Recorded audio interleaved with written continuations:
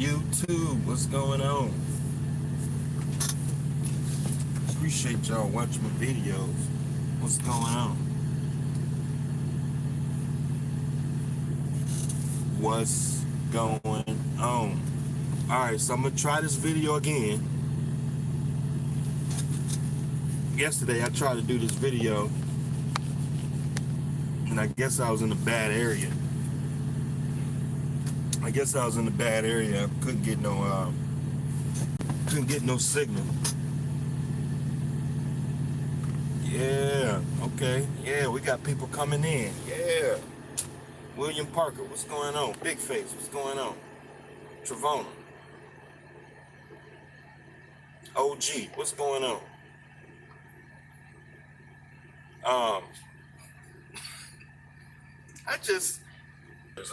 I've been in this business for about 12 years, okay?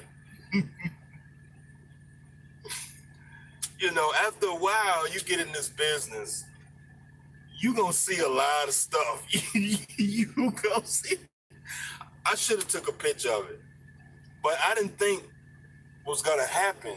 I didn't think that was gonna happen. I didn't think it was gonna happen. But in my mind, I was like, man, I should have had my camera. Damn. So I'm picking up this bill load, picking up a load of bill.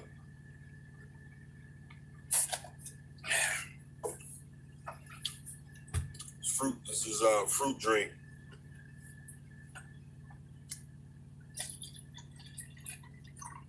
Okay, I'm at this Budweiser picking up a load of beer. And any of y'all who picked up a beer load, when you pick up a beer load, it's pretty much the same way all across the country. Any Budweiser across the country is the same exact way.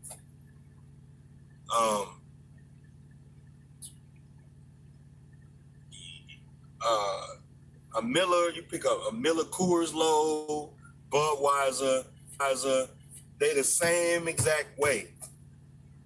It's gonna have a long driveway to the guard shack, and you pull onto a scale, and you go into the guard shack or the office, the shipping office, whatever they call it.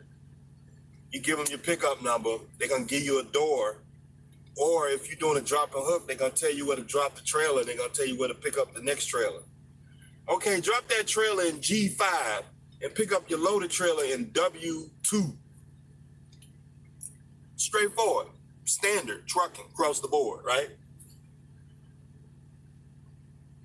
I'm at this Budweiser up here in Cartersville. Any of y'all run down here in the South, y'all know what it's about. Okay, you pull in, okay, you cross over the scales, you park your truck on the scales, you go into the office, and they tell you what to do. Typically, when you come in, you pick up a load. If you picking up a live load, they're gonna want you to, you're gonna go in there, give them your pickup number. They're gonna tell you, okay, you're going to door such and such. Pull up, slide your tandems, open your doors. Okay, fine. Okay, there was a truck ahead of me.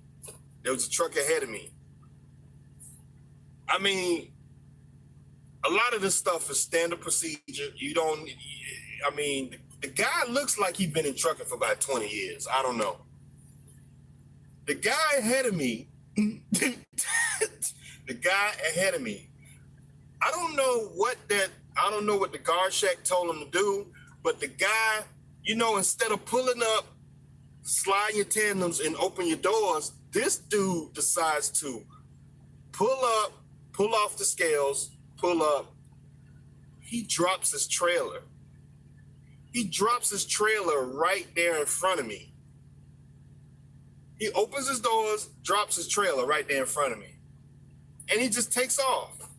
And I'm looking, I'm like, wait a minute. I done been here 1,000 times, picked up a lot of bill loads. I don't recall that's part of the procedure of picking up a load. I don't know what that guy doing. In my mind, I'm thinking maybe his trailer broke down. Maybe his airlines broke. Maybe they rejected his trailer. Maybe his trailer, something wrong with his trailer, so he dropped his trailer. No. I went into the office, talked to the guy. he was like, we didn't tell that guy to drop that trailer. He dropped the trailer right there, right in front of the entrance. I'm like, why did this guy drop this trailer here? So the video kind of dark. Yeah, let me lighten it up a little bit. Okay. And I'm sitting up there, why? I'm thinking, I'm just shaking my head. I'm like, oh man. I mean, I be trying to give guys the benefit of the doubt because I don't know what situation he was in for him to do that. Because I'm thinking if I was in his situation, I probably did the same thing. So I try to give people the benefit of the doubt because I'm not in his situation. And I'm thinking like, okay, what situation could he have been in where he would think that's what he's supposed to be doing? Drop his trailer right here in front of the guard shack. It's a whole line of trucks. It's like 5, 6, 7 trucks behind me. And I'm like, why are you gonna drop your trailer like right here? So I hear them, they're in the office, I hear them on the phone, they're trying to get the guys like, sir, I didn't tell you to drop that trailer right there. You have to come back and get your trailer. So, you know, I'm sitting up there waiting for the guy to come back and get his trailer so I can go and get in my door and do my business. And like, I see the guy, here comes the guy. He backing up on the trailer. He backed up under the trailer. I think everything's cool, right? He winding his landing gear up, okay? It's like, okay, cool. Get your trailer and get out the way, man. He hops in his truck. He get ready to pull off. He drops the trailer. The trailer slide off his fifth wheel. I'm like, oh my God, is this guy drunk? His trailer slides off his fifth wheel. So he jumps out the truck panicking, trying to roll his trailer up. Now his trailer's empty, so it's no problem. He can wind that trailer back up. He can get back under that trailer. But whatever that dude is thinking, whatever he going through, he's an older gentleman. I mean, he looks like it maybe in his 40s or 50s. I mean, I would assume he got about 10, 15, 20 years experience. I would assume he knows how to come to a place and pick up a load. Anywhere you go to pick up a load, you don't drop your trailer right at the shipping office. You don't drop your trailer right at the gate. You don't do that. I never seen nothing like that. This business, boy, this business.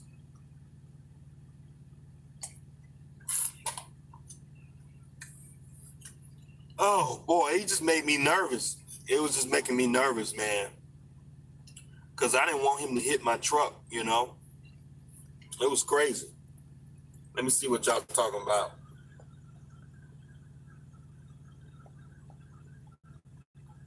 You going to get that paper? He overweight? No, he wasn't overweight. He was empty. He coming to pick up a load. He wasn't overweight. Yeah, bro, man, Joe, I was laughing, man. I don't get it. Like, I was lost for words. What the hell he was doing? Probably a lot of stress, work, home money, all of it. I don't know, William Parker. I don't know, man. I really don't know. But anyway, I just wanted to get that story off my chest. That was funny, man. That was... I don't want to say it was funny, but I was like, man, like, you know, you don't drop your trailer right at the gate, man. Like, that's crazy. I know, it's crazy.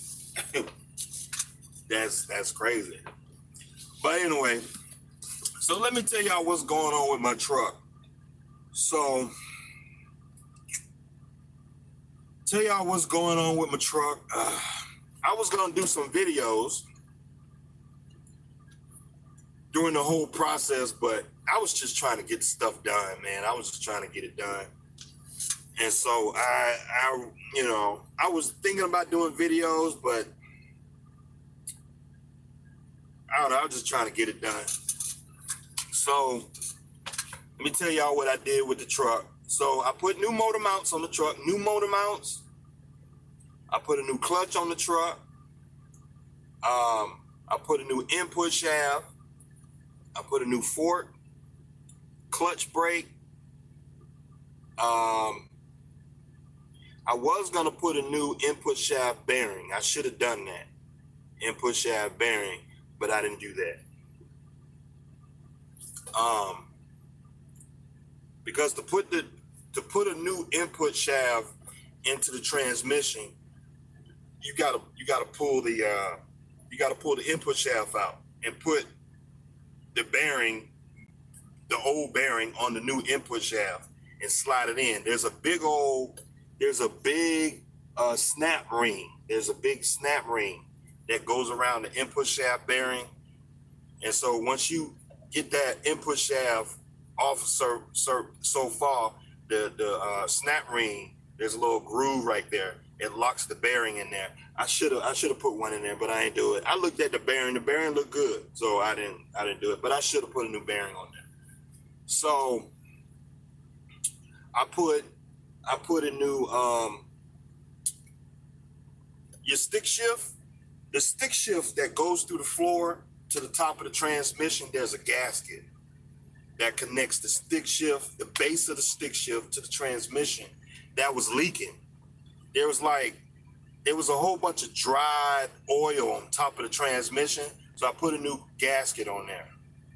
I'm glad I did all that, because I probably would have drove this truck another 200,000-300,000 miles. I ain't never looked at that stuff. I'm glad I did it. But I put a new gasket for the stick shift housing. Put a new gasket on there. I put a new input. I put a new throw-out bearing. Put a new input shaft bearing. I went ahead and got the flywheel resurfaced. I know a lot of y'all guys, y'all was telling me, go ahead and resurface that flywheel. So I went ahead and got the flywheel resurfaced. It was like, it ain't take that long. I found a clutch place on Moreland Avenue. Any of y'all live in Atlanta, if y'all looking for a clutch place, look at all these invoices I got for doing all that work. Look at all these invoices. It's probably about $2,000 worth of work I did. I just paid for the parts. I did everything myself, so it was good. We did good though. We did real good. Any of y'all that live in Atlanta and that's looking for a place to get your clutch, get a new clutch. Now they don't install clutches. They just do, they're a specialty shop. All they do is clutches. So they charged me $75 to resurface that flywheel. And the guy, he put the bearing on there for me. So he put the bearing on there. This is the name of the place. Hold on, let me see if it's got any information on there. Kelly's Clutch. That's the name of it. Kelly's Clutch Service. It's on Moreland Avenue.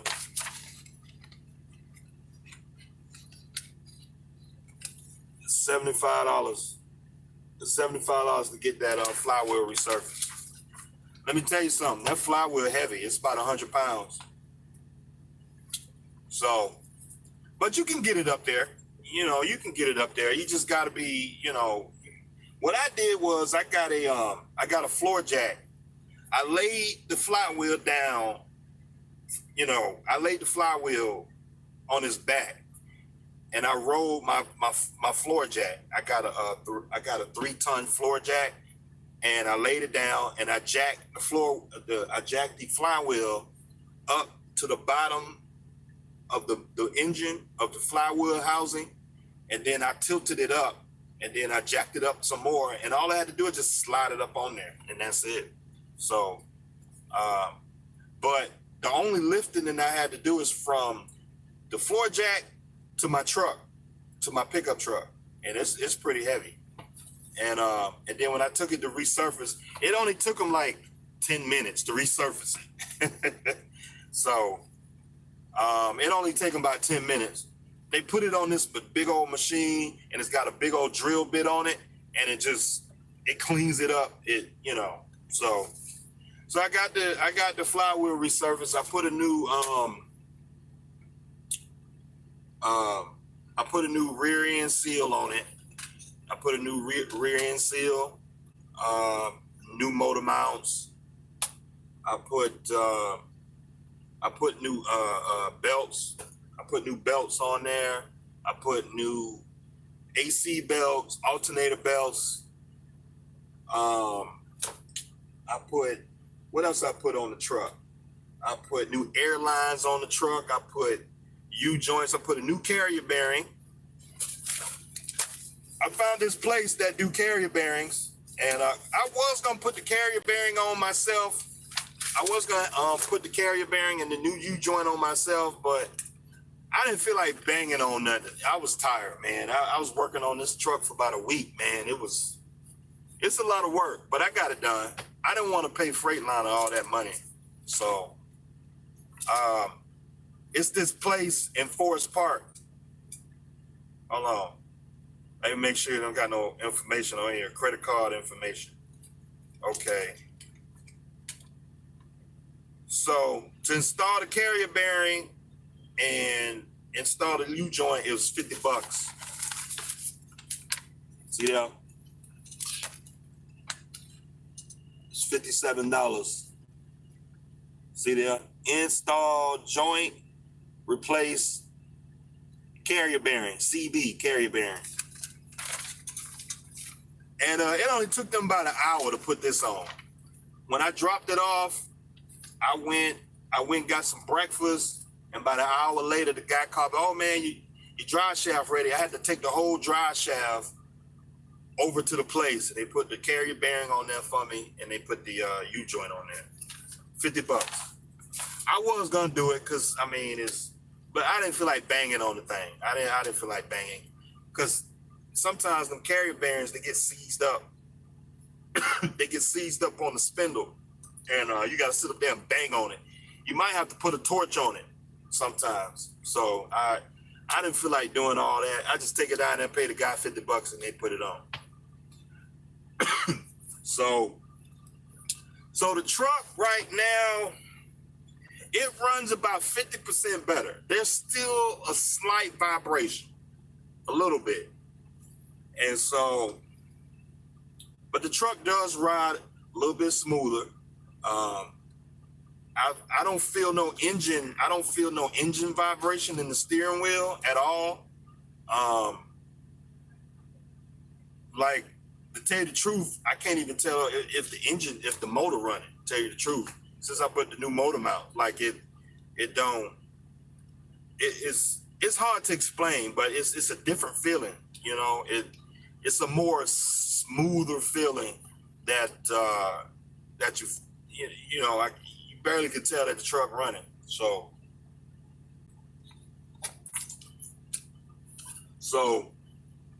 we got all that done. We got a brand new clutch on here, so we should be good for another 600,000-700,000 miles. Got brand new clutch on here. We got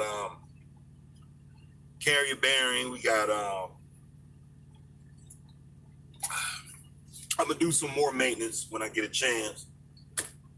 I'm gonna put new tie rod ends on here. I'm gonna put new leaf springs. I'm gonna put kingpins. I'm gonna do the wheel bearings. I'm gonna get all that stuff done. I'm gonna have this truck running smooth. I'm gonna have it running like you riding in you had this truck riding like you on cloud nine. I'm gonna have this truck running smooth, man. Yeah, man, I did the rear main seal. How much everything costs? It's probably about $2,000. I mean, I got the invoices right here. Matter of fact, let me calculate everything. Where my calculator at?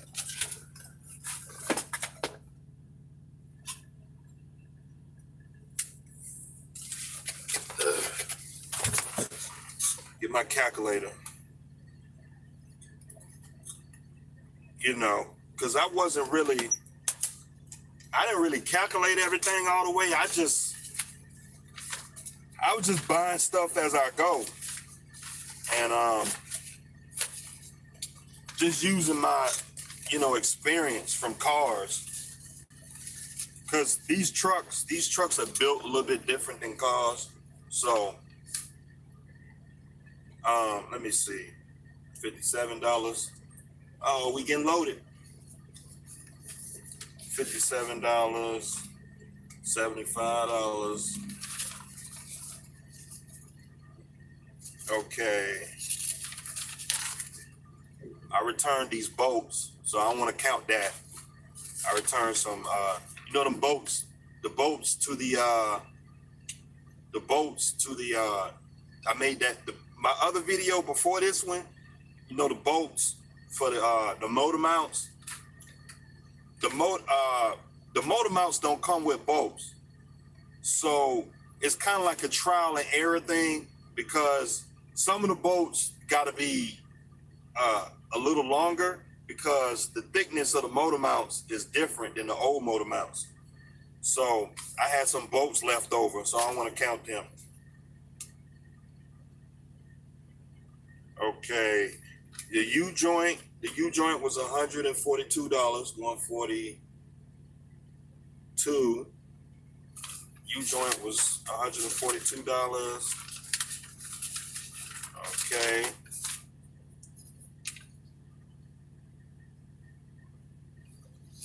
Okay, what is this? I think this is a gasket that I bought. Okay, that's $20. This is like 2 or 3 gaskets that I bought. Okay.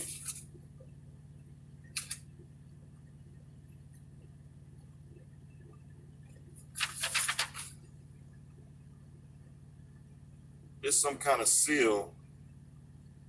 This is a return. I returned some stuff. Okay. Okay. This is a return too.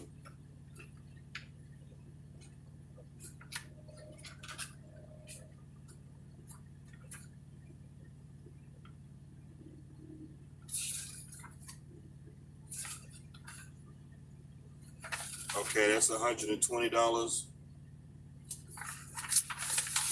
Okay.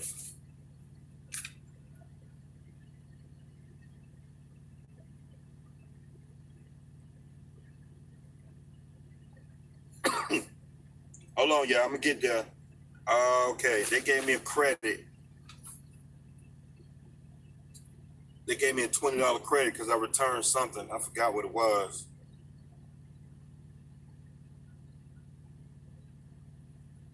I don't remember none of this stuff that I bought. I'm gonna say $50 because it's $73 plus $20 credit. Okay.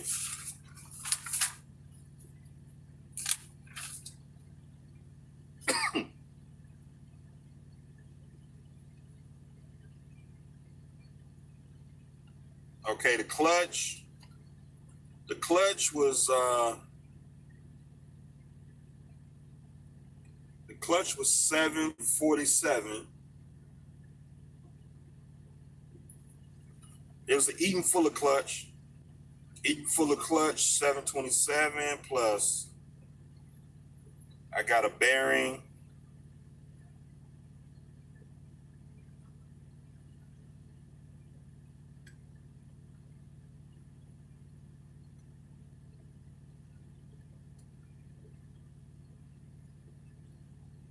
Okay, the wheel bearings, not the wheel bearings, The motor mounts was $445.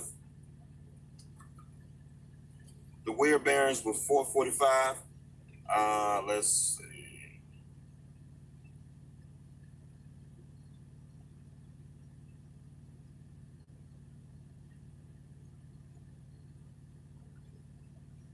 I think that was the fork.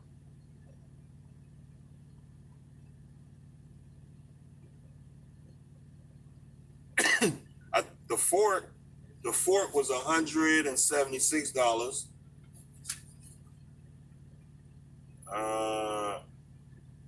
And I had a couple returns on here. There's a couple returns on here.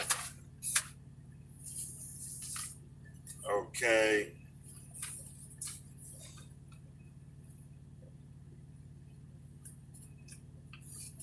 About some other gaskets. Okay, that's another $75. So I spent about $1,900. Yeah, it's about $2,000. I spent about $1,900.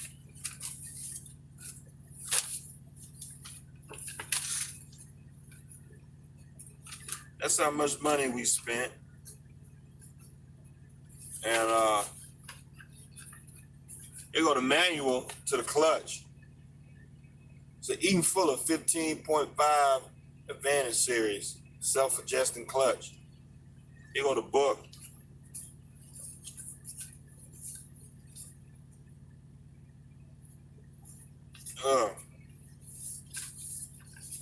I'm gonna take the old clutch and all that back. I'm gonna take that to a scrap yard, see if I can get some money for the old clutch.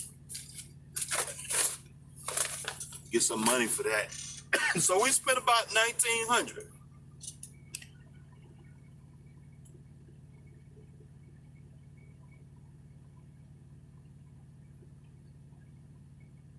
I check my brakes. Yeah, you check your brakes all the time.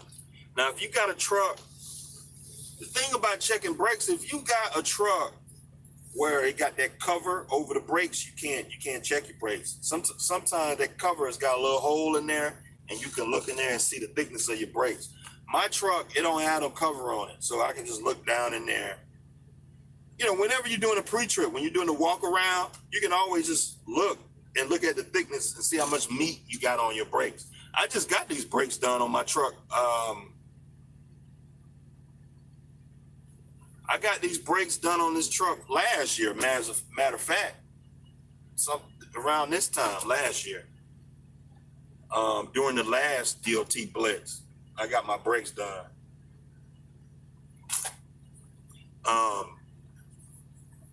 So my brakes is good. Front brakes got a bunch of meat. I mean, it's got a bunch of meat. Back brakes brand new, basically. Them brakes probably got maybe 80,000 miles on them brakes. So we still got another 300,000 miles to go on them brakes. So 300,000 miles to go. Something like that. So that's where we at. So basically I saved about $3,000 in labor. It was just a whole lot of back and forth, going back and forth, the freight line up, back and forth. It was just a lot of back and forth. You know, I know a lot of y'all think I be knowing what I be doing, but I don't know what I be doing. It's just I'm mechanically inclined. I have some automotive experience because, you know, I've been tinkering. You know, I'm a shade tree mechanic, so, you know, I fix on cars.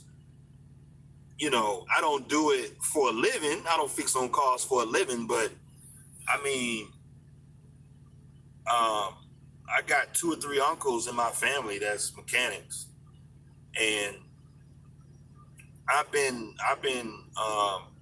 around mechanics my whole life. So as a little boy, so I know my way around the toolbox. I don't want to say I know everything, but I know enough to get what I need to get done. So I say that to say that any of you guys, you know, you think about getting in trucking, you really need to consider trying to do some of this stuff yourself, because you can't be running up in the shop every 5 minutes every time something breaks. You can't be doing that. You know, you need to learn as much as you can about these trucks. And once you start getting used to tinkering around with the truck, you start to get a feel for, okay, the operations of the truck and what you need to look for. And as far as, you know, when it's time to get a DOT inspection and stuff like that. So as an owner operator, you need to know as much as you can about these trucks, especially when you own your truck. When you own your own truck, you need to know as much as you can about this truck. And so doing all that allowed me to get close and personal with my truck, and allowed me to put my hands on parts of the truck. It allowed me to see the operations of the truck and see where I'm at. And sitting here right now, I feel very confident driving down the road in my truck, because I know parts and components. I got a feel for where the truck is at, you know? So,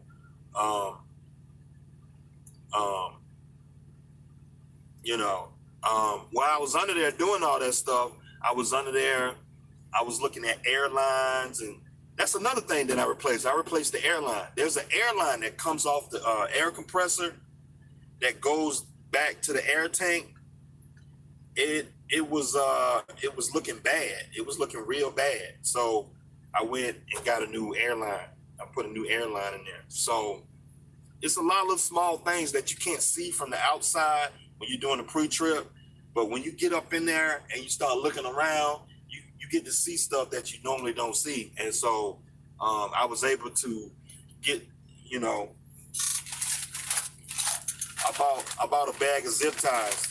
I got like 2 or 3 bags of zip ties. You always want to keep these on you, because whenever you see an airline that's touching against some metal or rubbing against something, you get a zip tie and zip it down, lock it down, you know. So I was able to go through the truck.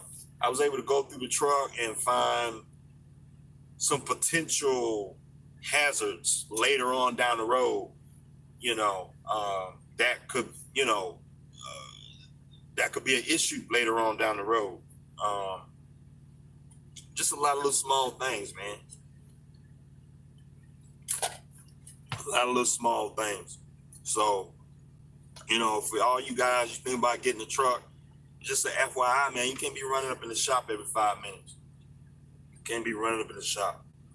Because a lot of times when you go to a shop, right, if they're busy, a lot of times you go to the shop, it'll be 2 or 3 days before they even get a chance to look at your truck.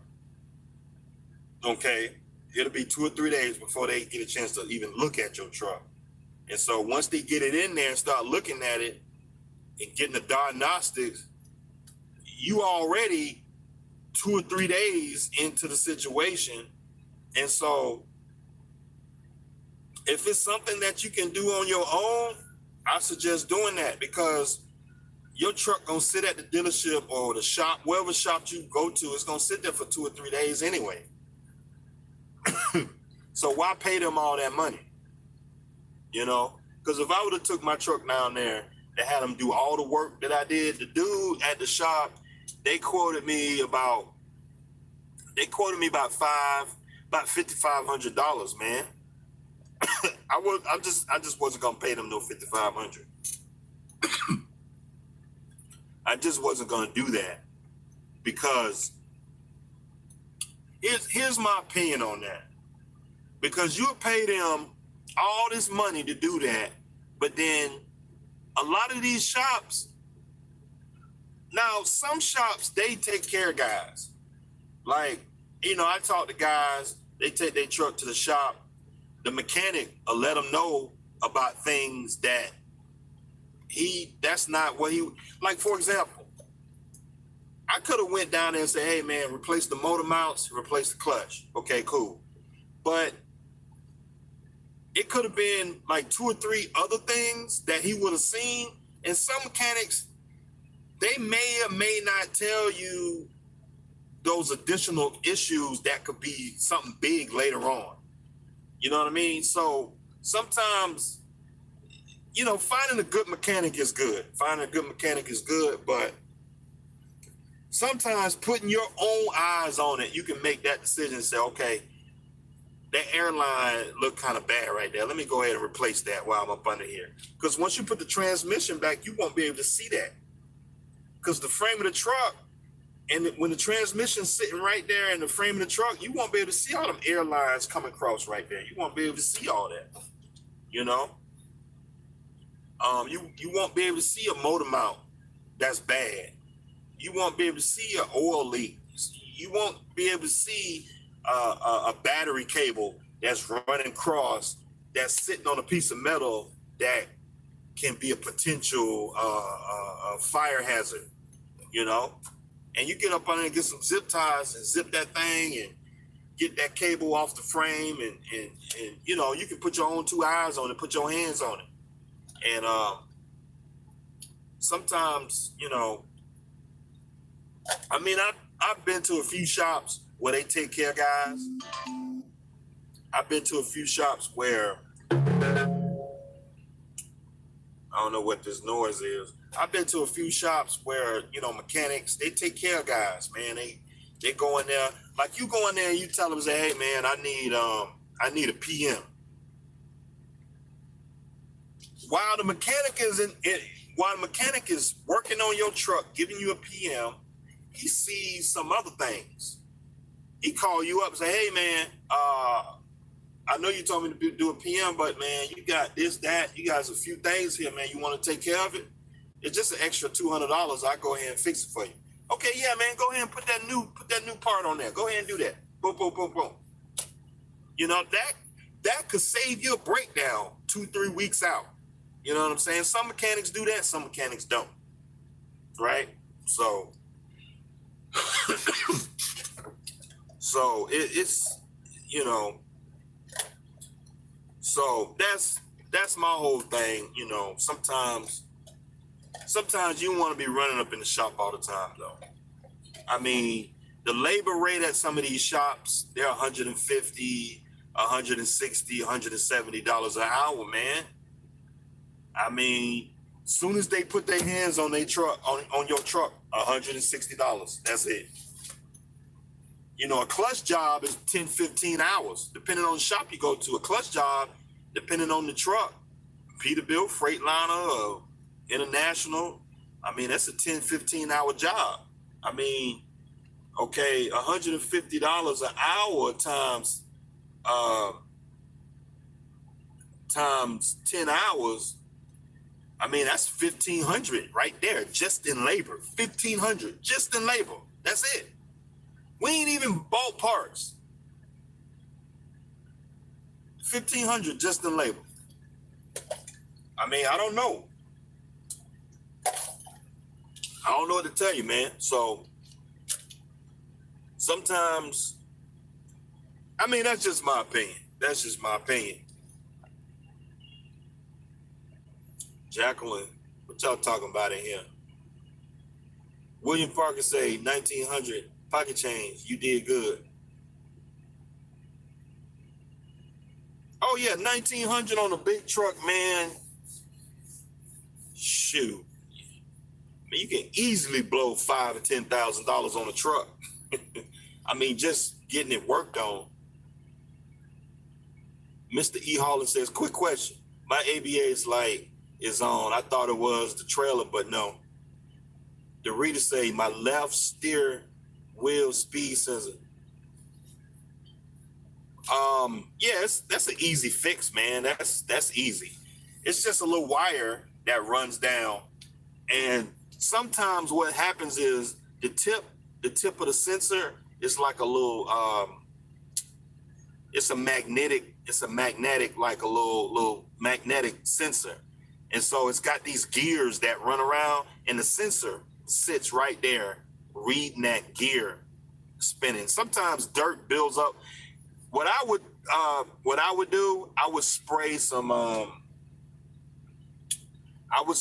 brake some brake parts cleaner on there and see if that'll fix it. Because sometimes dirt builds up on that sensor, and it could block the sensor reading properly.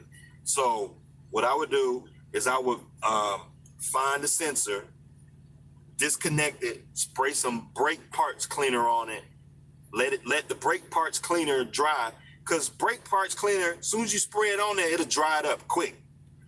So I love brake parts cleaner. It's acetone based. I use it to clean tools. I use it to clean oil spills, brake parts cleaners. I buy that stuff by the case, man. I love brake parts cleaner. It's expensive. It's like $3, $4, $5 a can, depending on where you get it from. You can catch it on sale at Freightliner. You can go to Freightliner and get brake parts cleaner. It's like $3. That's the cheapest I ever seen it. You can go to Walmart and get it for $3, $3.50, or Freightliner or Walmart. It's the cheapest places I've seen it. You go to the Vans Auto Parts or something like that, they charge $4, $5 for that stuff. But I would check that out. Matter of fact, let me show y'all.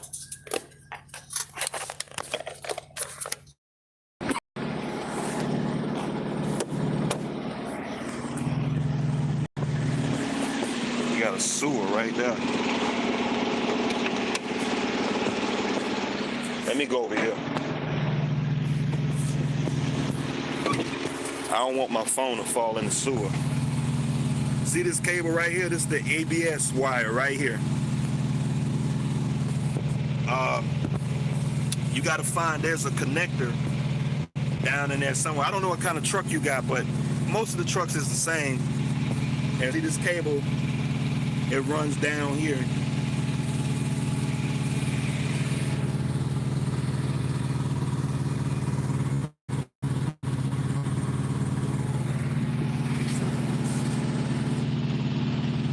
That's the cable.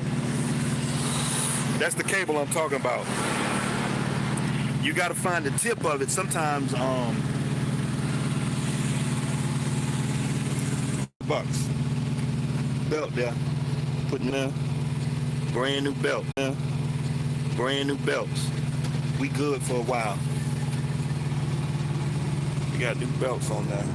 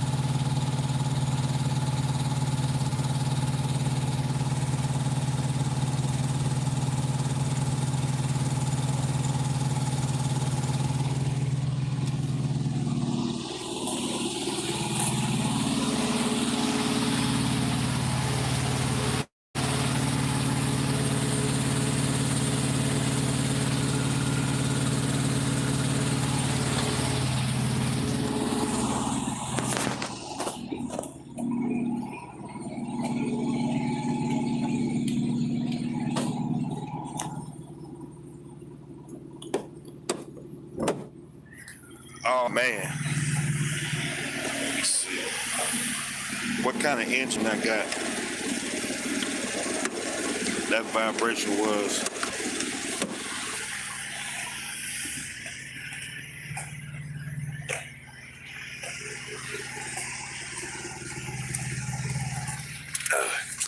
Woo! It's hot out there, man. Shoot. But I just wanted to show that fellow driver what the ABS sensor was.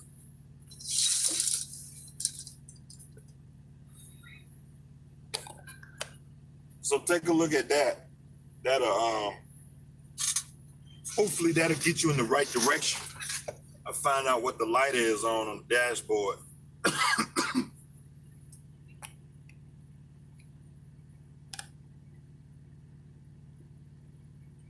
You're replacing the clutch fan.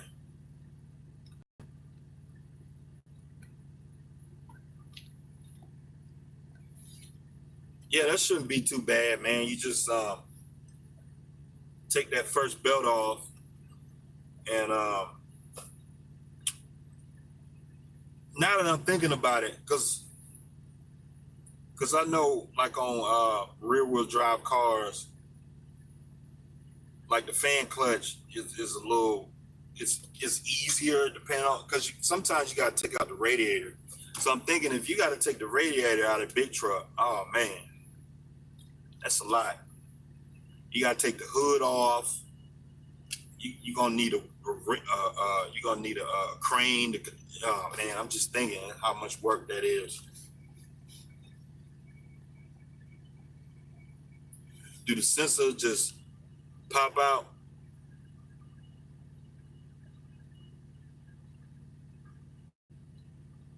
I don't want to say they pop out. It should be just screwed on.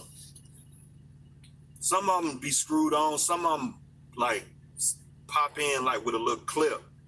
I never did one on a big truck, but I've done one.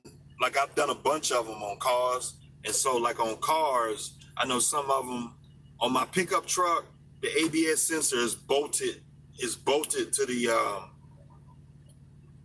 Is bolted to the brake line. You know that post that come down for the shock is bolted to the shock, and then the cable just kind of sits there into this little pocket, and I think it sits into the hub, the bearing hub or whatever. It just sits there. It just sits there, and so it reads the the whatever's going on, the ABS and whatnot. But some of them clip in, some of them is like a 10 millimeter bolt or whatever. It's an easy fix, man. You just got to take the wheel off. You might, from what I'm looking at, you might have to take the drum off, and it might be sitting in there somewhere. I really can't tell by looking at it right here, but it should be an easy fix. Like I said, I would try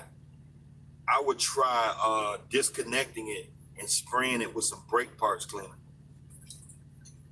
Because sometimes it has some dirt buildup on there, and sometimes they don't go bad. It just can't read the information properly.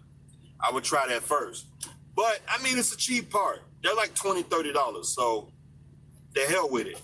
Buy new ones. Just buy a new one. Shit.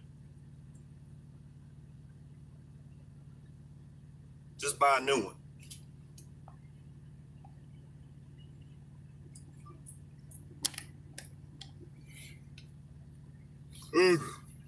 But yeah, man, so we got the truck all straightened out, man, and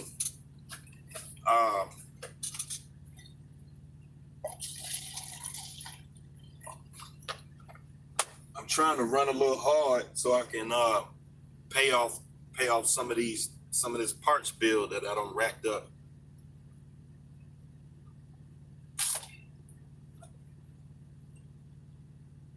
Got to get all my money back from all these parts and things that I bought. But we should be good for another, as far as clutches and motor mounts and things like that, we should be good for another 500,000, 600,000, 700,000 miles or so. I've talked to some guys who've gotten 1 million miles on their clutch.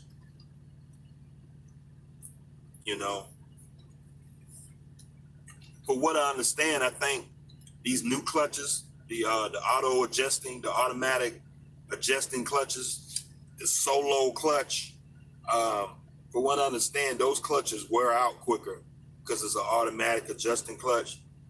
But if you get the easy pedal clutch, that's what they call it, the easy pedal clutch, where about every 100,000 miles or so, you got to get up under there and adjust the clutch.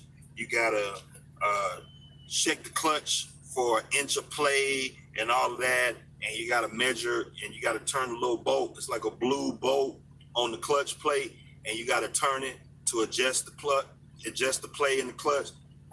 I don't know if I want to get up under there and do that all the time, though. So if I'm wearing out the clutch a little bit quicker, I don't know.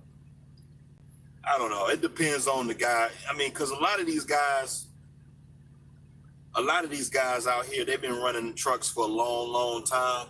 So you got guys that are used to adjusting their clutch. They are used to getting up under their truck every so often and adjusting the clutch, checking for the 1 inch of play and all that. But me personally, I just want to put the new clutch up there and leave it. I don't want to be doing all that.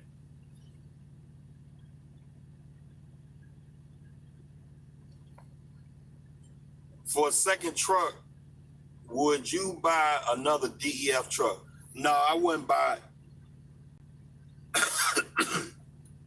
If it was up to me, I wouldn't buy a DEF truck. I would buy like a 2005 or older truck. And if I was to buy like a DEF truck, I would buy a truck like a 2006 or 2007. The truck that's got the DEF on it, but it don't have the it's got the deparcolate filter, but it don't have the DEF on it. Because there's some of them out there. You got the Series 60 where it's got that the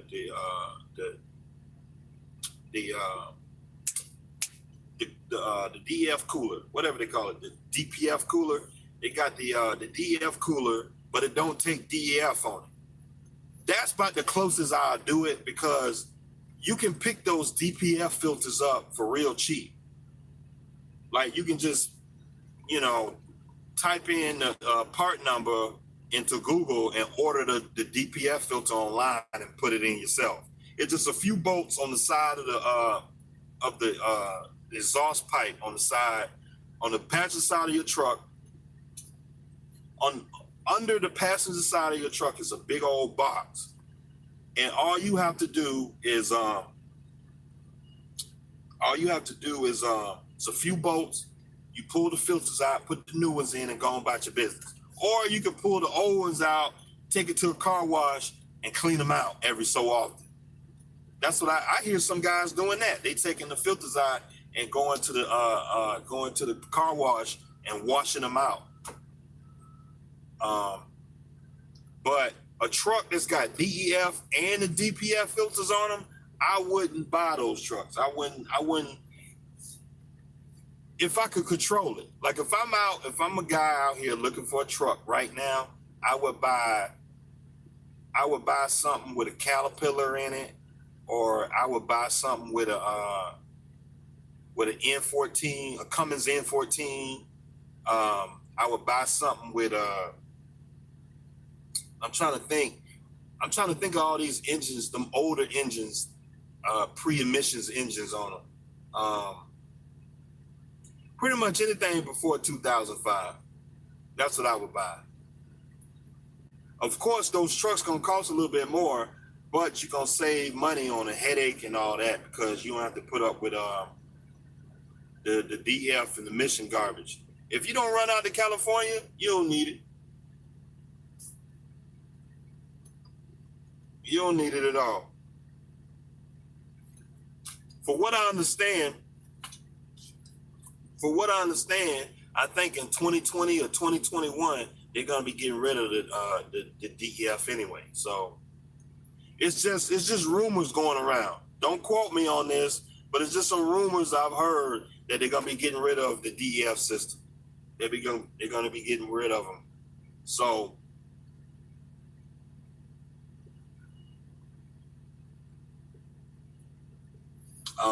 I've been doing some research about getting my truck deleted. That's what I want to do. That's what I'm looking at trying to do. I'm trying to figure that game out. As soon as I figure that out, I mean, hell, I deleted my damn self. Take all that stuff off there. You don't need that junk. It ain't doing nothing but holding up the motor. That's all it's doing.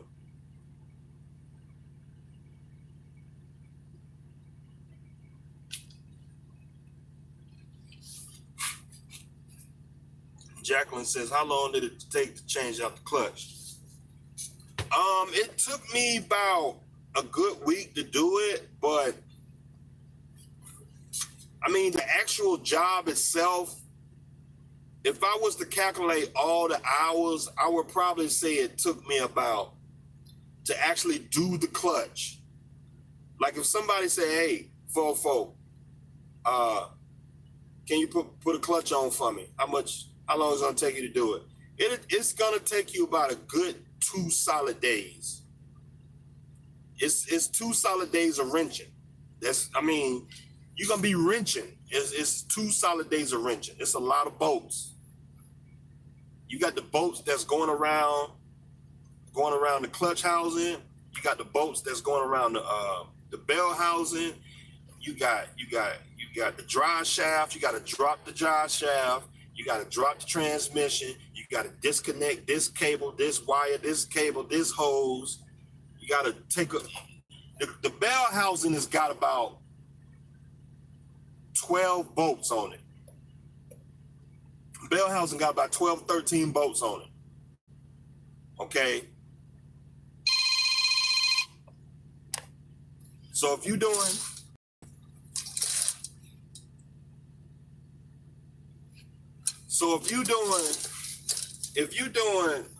just doing the clutch, just the clutch only, I would say it's a good 2 days. Your first day is gonna be just taking apart the stuff, okay? You probably looking at about 5-6 hours of just wrenching. And like, you're gonna be stuck in between the truck. You're gonna be on top of the transmission and tight, all up under there in a tight spot. It's tough. That first day, you're gonna be tired because it's just it's a lot. So the first day, and then the second day, by the first day you should have the transmission dropped. Okay. And then the second day is just you putting all the stuff back. But like with me, the reason why it took me so long because I was going back and forth, and I was stopping. Now, if I had everything right there in front of me, I didn't have to stop. I had to go home and get a wrench. I had to go to Freightliner and get another part. I had to drop my flywheel off at the place to get it resurfaced. I had to go to Freightliner, stand in the line for 2 hours to get parts. I had to go over here. I had to go to Home Depot. I had to go over here and get a bolt, a screw. I had to go over here back and forth. And so all that stuff takes time. But if you have everything, all the parts and tools that you need at one time, you're probably looking at a good 10, 15 hours. Good 10, 15 hours. Good 2 days of wrenching. If you just doing the clutch. But see, I wasn't just doing the clutch. I did motor mounts. I did a rear end seal. I did a whole bunch of other stuff. I did the carrier bearing. I did this and that. It took me a long time to do all that stuff. So, but if you just doing the clutch, it should take you about 10, 15 hours to do it. If you just doing just the clutch. Because like the first day, I had the transmission dropped. I dropped the transmission and the transmission was just sitting there. I was doing all this other stuff. I was putting the motor mounts on. I was fighting the motor mounts. I had to jack the motor up a little bit. So, cause you can't just pull the motor mounts out of the truck. You got to jack the motor up a little bit. So that way the brackets that hold the motor on, so the motor mounts can clear, because the motor mounts sit behind the motor. It's like to the right of the motor. So you got to jack the motor up so that you can pull the motor mounts out of this little pocket. And then once you pull the motor mounts out, you put the new motor mount in there, and then you bolt everything down, and then you start on the next one. Depending on how clever you are with wrenches and stuff like that, you know, you can get it done, but I'm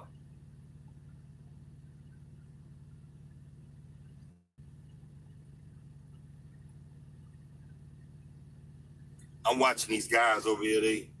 They doing something over here.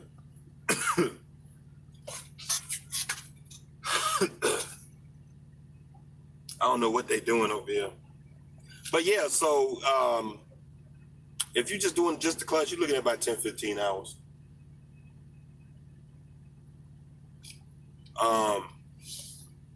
And like with me, like what I've been doing, like with car clutches, like car clutches is a little bit different, because I know with car clutches, you don't even have to drop the transmission. Sometimes with a car clutch, you can pull the transmission back just a little bit so that you can stick the pressure plate. You can stick the pressure plate in there. All you need is about this much room. You just need to pull the motor. You just need to pull the transmission back like 2 inches, and you can just slide that pressure plate in there and line everything up. Put the bolts on there. It's about 6, 7, 8 bolts that go around, and you just spin it around, and you can just tighten it down and just put the transmission back. If you're just going for a clutch, but more than likely, you got to put a new fork on there. You got to put a new input shaft, because the input shaft on the tip of the input shaft, a lot of times it's going to be a little bit of wear on that input shaft. And what happens is you want to replace the input shaft, because the input shaft, you want that input shaft to be straight with the motor. You want the transmission and the motor to be straight. But if there's a little bit of wear on the input shaft, the input shaft will be leaning forward, and it just ain't gonna run right over time. And so you don't want that wear to be so. We talking about hundredths of an inch. So I mean, if you just going after the clutch, more than likely you're gonna have to replace the input shaft. You're gonna have to replace the fork. You're gonna have to replace. You basically gonna have to take the whole bell housing off the transmission. You're gonna have to take the whole bell housing off the transmission, and then you're gonna have to replace the bell housing gasket. So you gotta buy a new bell housing gasket, a new input shaft housing gasket. You're gonna have to replace the fork, the bearing,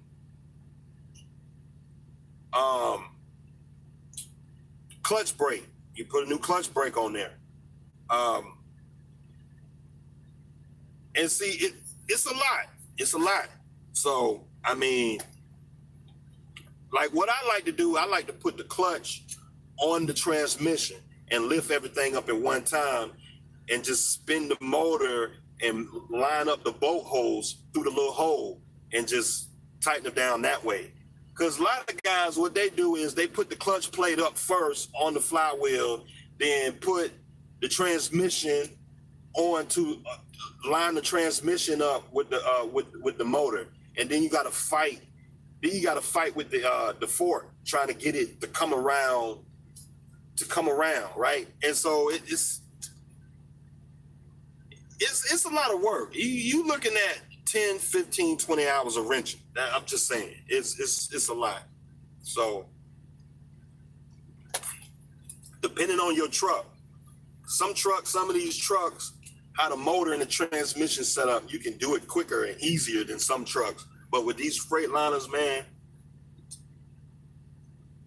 it's just how the setup is. It's a lot of work. You got to pull the transmission out. It's a lot. So,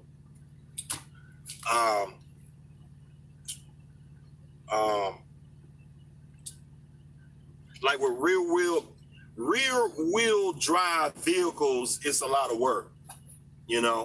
Front wheel drive, like cars, front wheel drive, where the transmission is in the front and the transmission is on the side, is easier, right? Because all you gotta do is take the intake off, and then once you take the intake off, you're looking at the transmission right there. It's right there. It's easier. And then you just put a floor jack. You put a floor jack up under the transmission, take the bolts off, and you can just slide the transmission right on out of there, right? And just throw everything on and slap it back on. I mean, you can do a car transmission. I've done car transmissions with a stick shift transmission in like 3-4 hours, right? But these big trucks, man, you just wrenching, you wrenching this, you got all this stuff in the way, right? So what's wrong with the truck? Ain't nothing wrong with my truck right now. The Renaissance said, get a DF truck, take off the DF system, and run just the motor. Yeah, Renaissance, I agree with that. Just get the truck deleted. But if you can find a 2004, 2005 truck that's been rebuilt, I would go with that truck. I would go with that. Metro Elite says it's hard to get leased on with.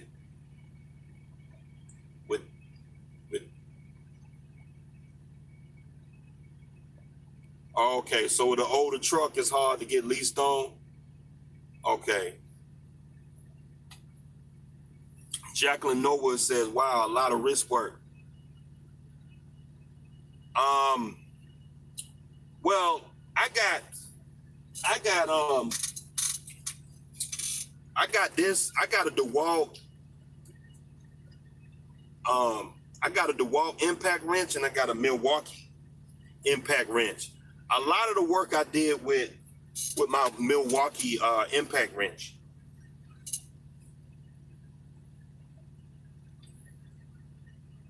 I don't know what I did with it. It might be at the house. But a lot of the work I did with my Milwaukee impact wrench. So you can speed up the process a little bit quicker, you know. Instead of like wrenching, you can just put your impact wrench on there and take it off quicker. Get them bolts. You can pull them bolts off quicker. Yum, and get it done, right? So,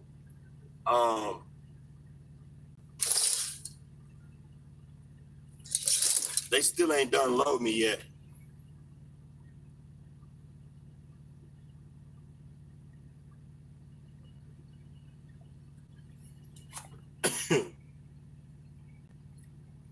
Jacqueline Noah said, I had a 5-speed 1998 Toyota Corolla, but I couldn't find a shop to change out the clutch fluid. You couldn't find a shop to change out the clutch fluid.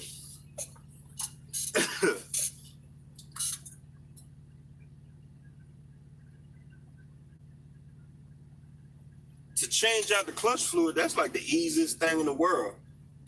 A lot of times, the clutch. A lot of times, the transmission. A lot of times, the fluid in a manual transmission. All it is just gear oil. I think is 70W90 gear oil. Just regular gear oil, right? A lot of times there's like a little socket. There's a little socket on the side of the transmission, and you can just dump that oil. I don't know what shop you went to, but that's an easy. All you gotta do is stick the square end of a wrench, and you can just drain the oil that way. And then you got to refill the oil. Some transmissions don't have a fill. Some transmissions don't have a fill socket. So what you have to do is a lot of transmissions. I had a Nissan that didn't have a fill hole for the gear oil, so you have to use You have to take off the speed, the transmission speed sensor. It's right on top of the transmission. You take the transmission speed sensor off, and you can feel it from there. Because all it is, when you take the speed sensor off, you looking right into the transmission. So you can use that to feel the transmission with gear oil, from my experience, from what I've been seeing. Now, some transmissions, they got different places so that you can drain the gear oil, and then you got like it'll be another screw, it'll be like a big screw either on the top part of the transmission, and you can just fill it with gear oil. I don't know what shop you went to, but that's from my experience. That's what you have to do to fill a manual transmission with gear oil. Regular automatic transmissions, you just fill it up through the, when you pull you pull that thing out to check the oil level, you just pull that out. And so, and you just fill the transmission like that, it's easy. But I don't know if that's what you're saying, but what size is the Milwaukee?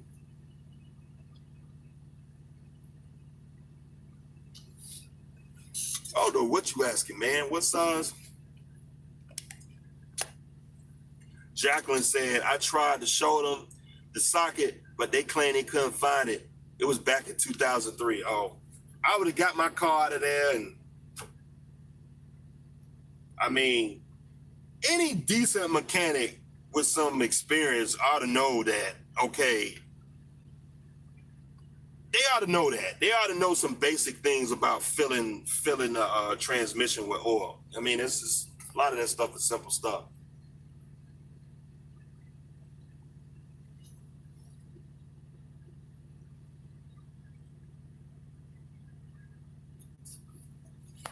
What size is Milwaukee?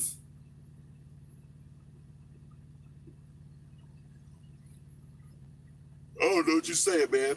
Well, I got 2 Milwaukee impact wrenches. I got a 3/4 one. I use that one for the big truck. When I'm out here on the road doing stuff, that's what I use in an emergency. That's what I use. I got a 3/4 Milwaukee impact wrench. And then I got a 1/2 inch. I got a Milwaukee 1/2 inch stubby. It's just like this DeWalt one, but it's a Milwaukee. It's probably a little bit smaller. It's a stubby. I love it, man, because you get a lot of power in a tight little spot. I mean, you can get up in the brake calipers. You can get up in there in tight little spots, and you get all this power, man. You get a lot of power in a little small little package. So that's what I got. This drill here, this is a DeWalt. This is a DeWalt. I think this is a 1/4 inch. Yeah, this is a 1/4 inch cordless. This one, it's got some power, but it's not a bunch of power. It's just enough to do little light stuff. It gets stuff done. I mean, I think this one's got 150 foot-pounds. My Milwaukee stubby, I think it's got 200 to 250 foot-pounds of torque. That's plenty of torque. That's plenty. I mean, you can change tires with it. I mean, you can do all kind of stuff. A lot of the work that I did on this truck, I did it with my 1/2 inch Milwaukee stubby. I didn't even have to bring out my 3/4 because the 3/4, I only had to bring out my 3/4 one time because I had a bolt that I couldn't, like I had my breaker bar. I was giving it my all, and that bolt wouldn't budge. So I pulled out my 3/4 1/2 inch. I put out my 3/4 impact wrench, and it got it loose.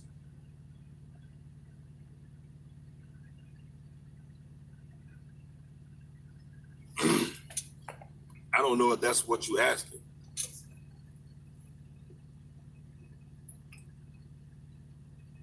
Is it enough to remove bolt from a shock?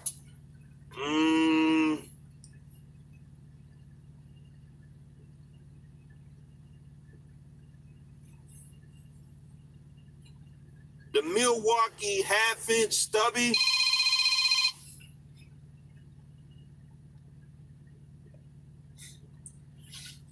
My Milwaukee half-inch stubby,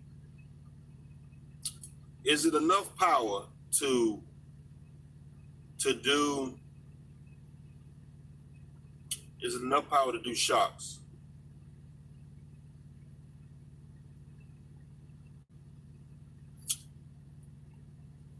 I think so. Yeah, I think so. Because I use my half-inch Milwaukee stubby to do the motor mounts on this truck right here, and it's got a lot of little power in a little package. It's got a lot of power. I mean, it surprised me many times that the boats that I was able to take off. I mean, the boats, I think they're five. I think them boats are like 5/8. It's kind of funny. The boats that's on this truck, some of them metric and some of them is standard. And it's like it's annoying having to go back and forth between standard and metric, you know? But them boats are 5/8, right? And you're gonna need a 5/8 socket. And I was very surprised that the boats I've been able to take off with that half-inch stubby. Because you talking about grade 8 boats. Grade 8 boats. And I'm sure a lot of these boats are torqued down to 300-400 foot-pounds. But I mean, because you got these boats, they never been taken off since the truck was built. And I was blown away.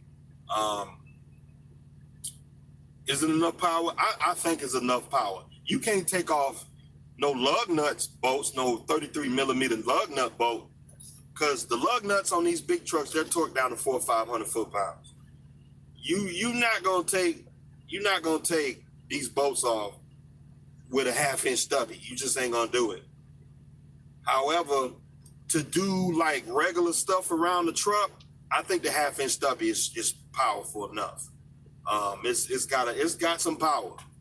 I don't know if I have it with me. I think it's at the house.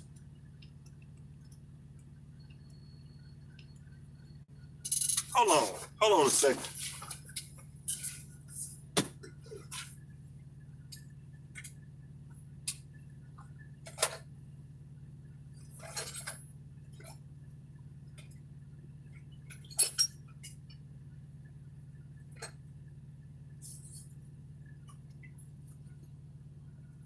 Yeah, see, this for 3/4 right here. This the big boy.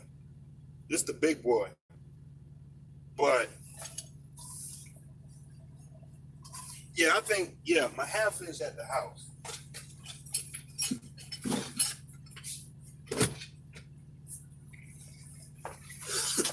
Yeah, the half-inch at the house. I thought I had it in here, but the half-inch stubby looks just like this, except it's black and red. And it says Milwaukee. So it's about this size.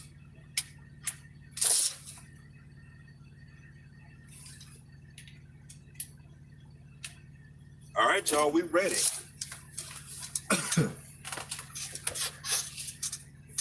All right, appreciate it. We ready. Jacqueline says I tried to show him. Oh, yeah. Pep Boys. Yeah, Pep Boys should know what they're doing. I mean, some of them Pep Boys, them guys that work at Pep Boys, a lot of them guys fresh out of school, fresh out of mechanic school. And so a lot of them don't have the real world experience to really know the real world stuff. I mean, a lot of them guys that come out of mechanic school, they basically know how to change oil. That's basically all these guys know how to do. So when it comes to doing like bigger stuff, more complex stuff that uses like a little bit more analytical skills and common sense and technical knowledge, I'm talking about real world technical knowledge that helps you to get around certain situations, right? Because I've read through a lot of technical manuals, right? So you got manuals like this, and like in a technical mechanics, in a service manual, it'll tell you a lot of stuff, but it's not going to tell you like a workaround to do something, right? So there are a lot of things to do better when you're working on something, but the service manual, it's not going to tell you like the exact way to do it. The service manual is going to say, do this, and do this. But then what if this happens and what if this happens? Or what if you have this model car with this model engine and you gotta make up something on the fly, right? And see, a lot of these guys don't have that real world experience, right? And so if it's not in the manual, they ain't gonna know how to do it. So, and see, that's how I found out you can feel a transmission through the speed, through the I don't know if it's the speed sensor or it's the reverse sensor. So on top of the transmission, there's a reverse sensor. It's a 10 millimeter bolt. I think it's an 8, 9, or 10 millimeter bolt. You take the bolt off, you pull that sensor out of the transmission, you're looking right into the transmission.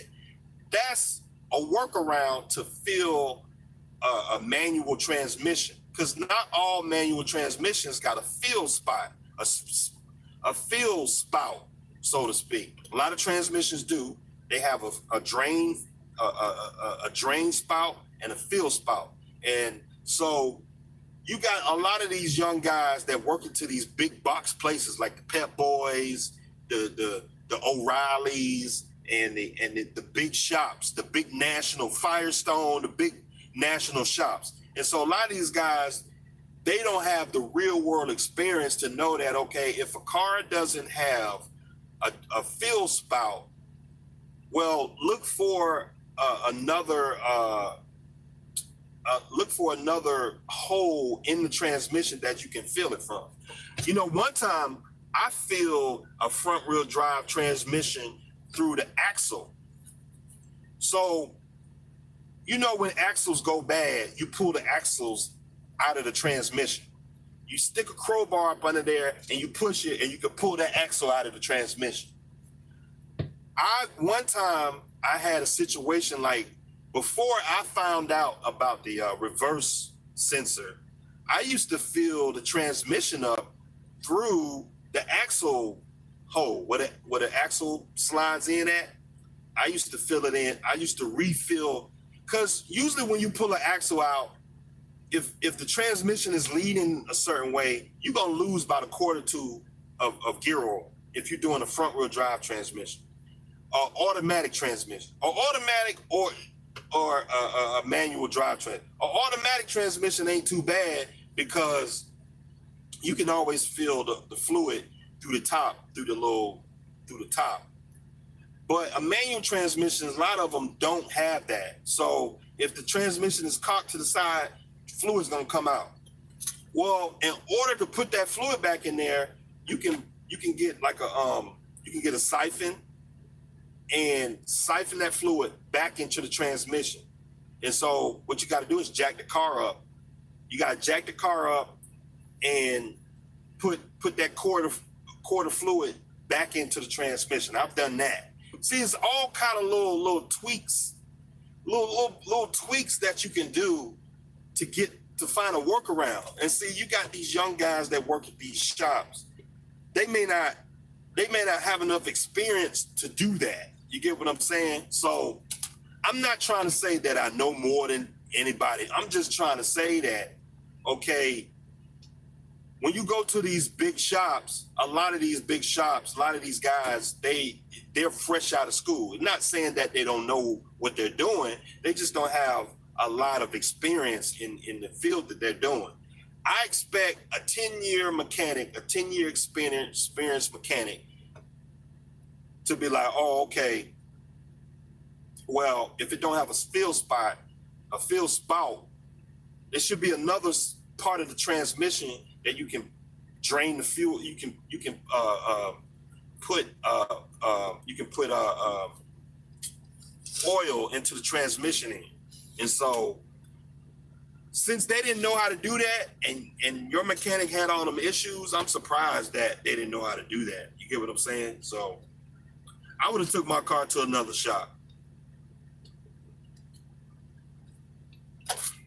I would have took my car to another shop. That's what I would have did.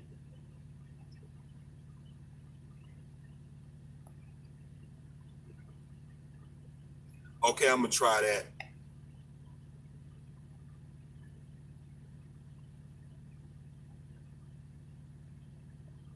Mr. White Tuber says, how many pounds? Jacqueline Norwood said, I think you're right. Yeah, them guys. A lot of them young guys in there, they fresh out of school, fresh out of mechanic school. And some of them guys didn't even go to mechanic school. Like, they started out as apprentice working under a master mechanic. And they started on the oil change line, right? All they doing is oil changes, right? But then in the shop, they just like, see, a lot of people think, you know, them guys that's with the ASC certified badge on the side of their shoulder, a lot of them guys ain't really ASC certified.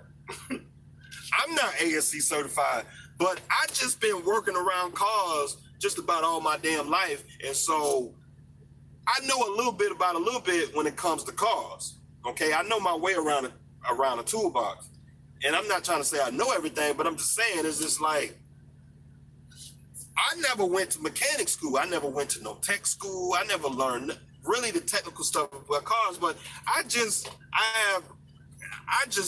you know, the thing is, I've been fooling around with cars since I was like 15, 16 years old. You know what I mean? So it's just, like, my first car in high school was an old raggedy Nissan Maxima. That was my first car in high school. And so I spent many weekends wrenching on that car. That's why I learned everything. Well, I actually learned a lot from my uncles. I got two uncles that's master mechanics in my family. Like, I have two uncles that's earned a full-time living working on cars. Okay? Like, these guys, they worked on cars. Like, I had one uncle, he worked in an auto body shop, and I had another uncle, he worked at an auto body shop, and he worked as a full-time mechanic for 30 years.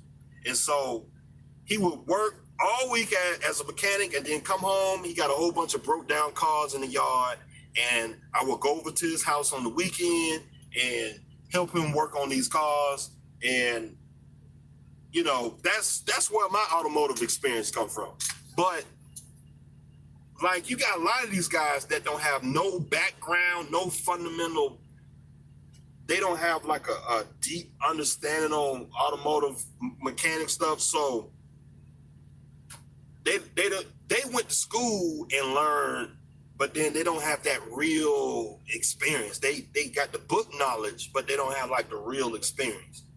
But then again, like, somebody like me don't really have the real book knowledge, but then I have the real world experience. You get what I'm saying? So it's just kind of one of them things. It's just one of them things, you know. Milkman says, shut up. Jacqueline says, eventually traded up for a Jeep. Oh my God, why did you get that? You wasted your money.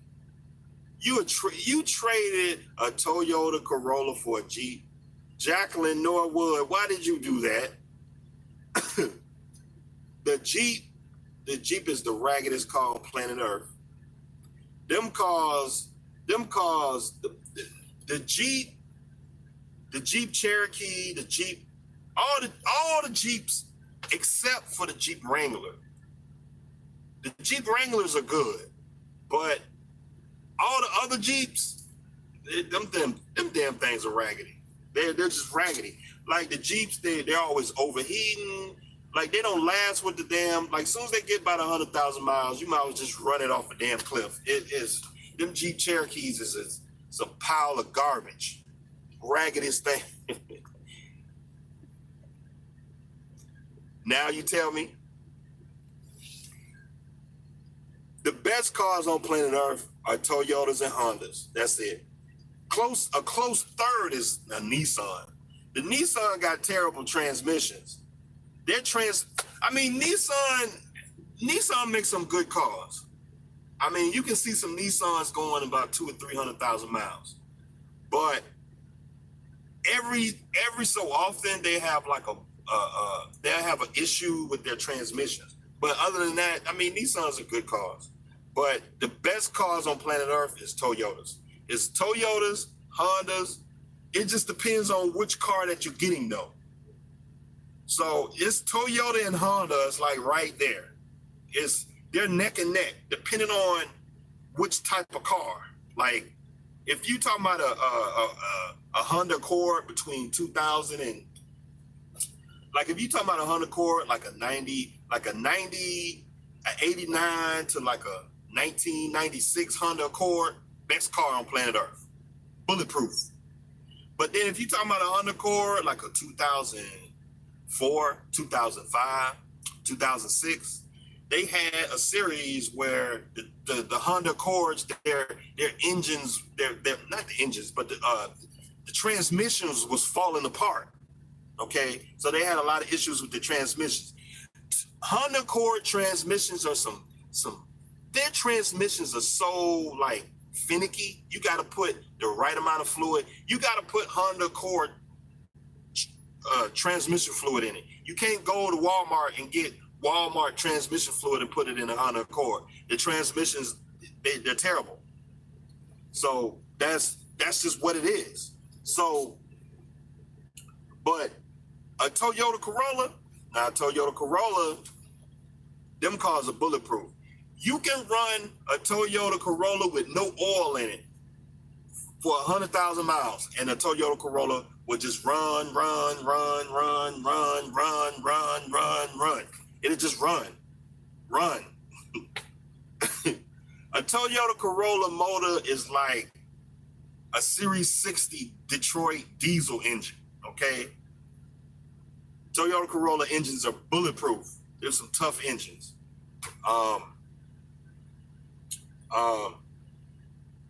I mean, if you don't mind driving something that's kind of old, I would even shoot for an old Mercedes-Benz. The old Mercedes-Benz from the 80s, those are some bulletproof engines too. They're bulletproof. A Mercedes-Benz from like 1981 to like 87, they're pretty good. Bulletproof. A Volvo's between like 19, like if you can find a 83, like an 83 to 86 Volvo, they're bulletproof. Them cars will run forever. A Volvo, what is it? I think it's a Volvo. I think it's a 350.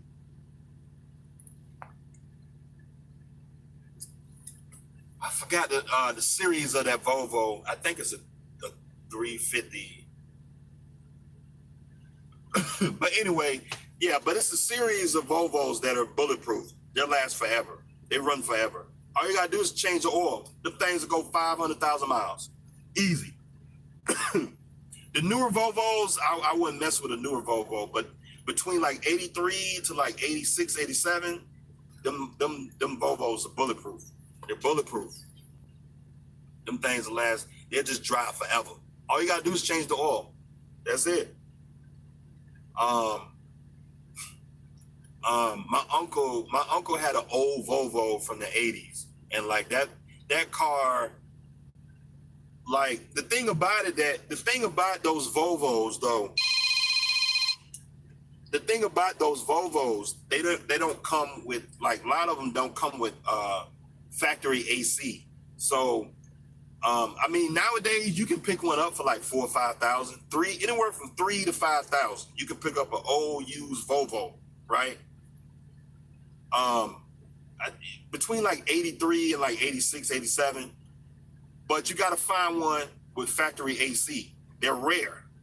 But if you can find one, buy it. Buy it now.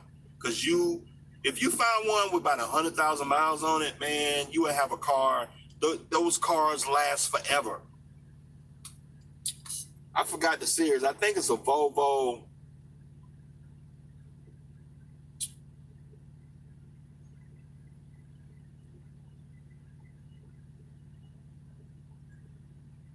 I'm trying to. I forgot. I think it was a Volvo 350.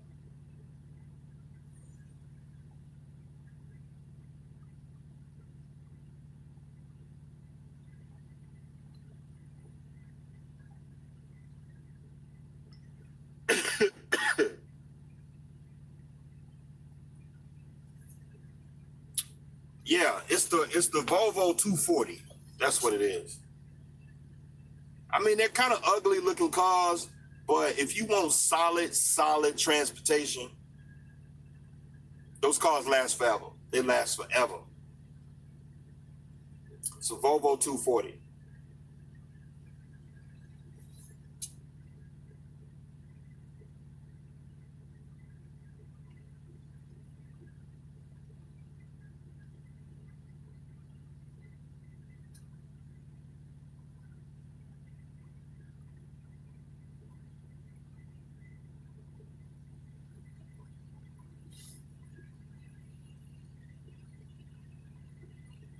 I'm trying to find a good one.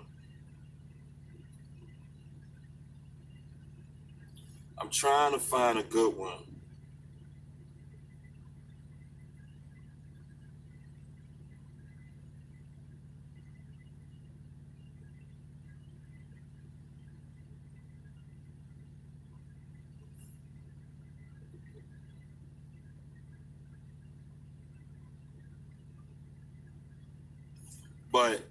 But yeah, here go one right here.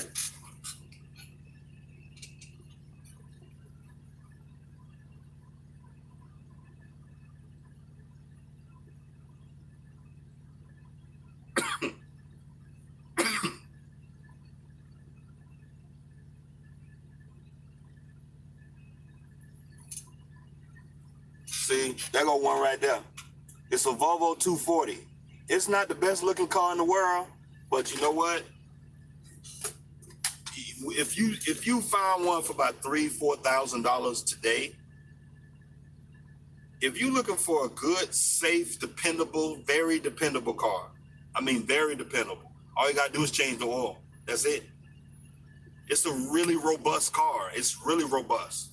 The ride is so smooth. All you gotta do is put tires and change the oil on it. I guarantee you, those cars last forever.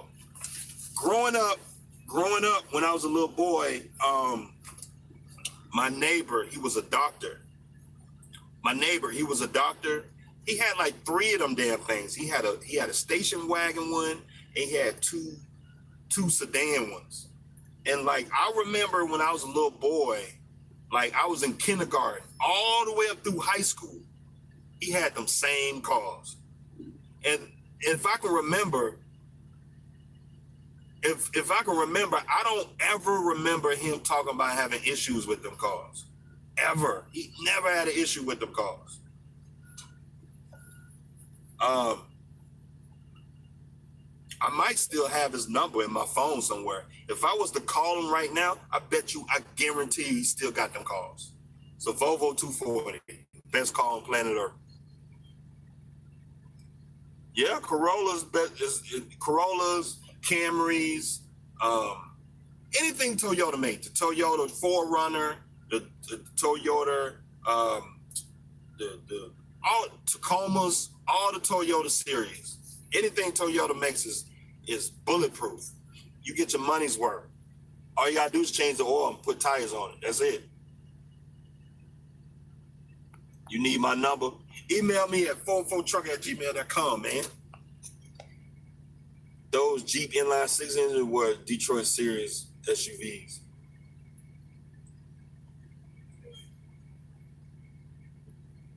Oh, really? Okay. Milkman says 740 turbo Volvo. Nah. I mean, I'm just telling you what I know. I don't know anything about the 740 turbos, but there's a series in the Volvo lineup between I think when they made them between 1982, 83 to like 87. Those Volvo 240s, that's it. That's it. That's it. I'll put on my list when I go looking for the Volvo 240 and Benz for late 80s. Yeah, Lexus GS. Yep, 1998, 2005. Yeah, they're solid. You can find some Nissans. If you can find like a Nissan from the 80s, the 90s, they're pretty good, in good shape. Undercord, Lexus are top, reliable, undisputed. Yeah, man. But hey, this video is 1 hour and 40 minutes, man. Get my load and get out of here.